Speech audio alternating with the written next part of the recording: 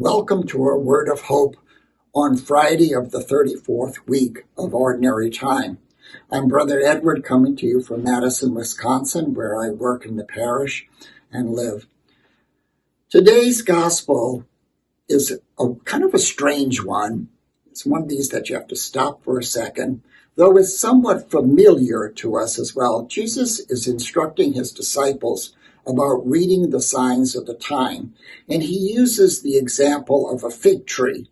And he says, when you see the sprouts starting to bud out on the branches, you know that spring is coming, that new life is going to burst forth.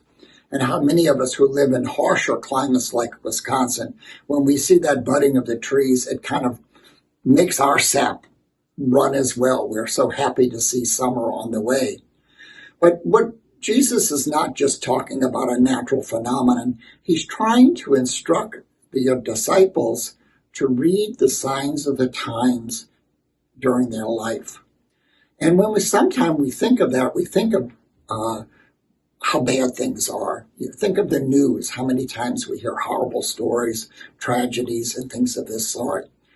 But the core of reading the signs of the time, according to the gospel, is to be able to see the grace-filled moments in even the worst of times, that we name grace in our lives.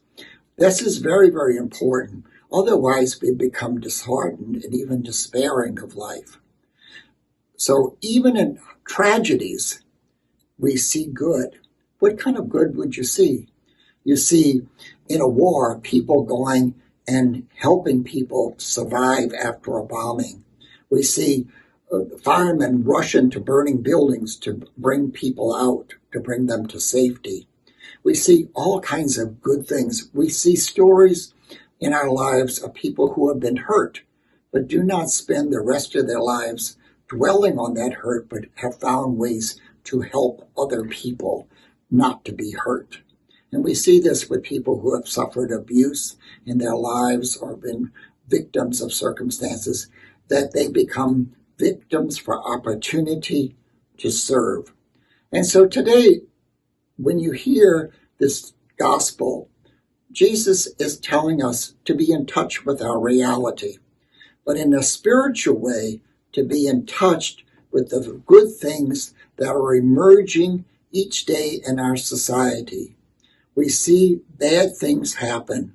We see people doing bad things, but there are more people doing good things, and we have to train our eyes and our ears and our hearts to embrace those good things so that we become true witnesses to the good news that Jesus Christ has already saved the world.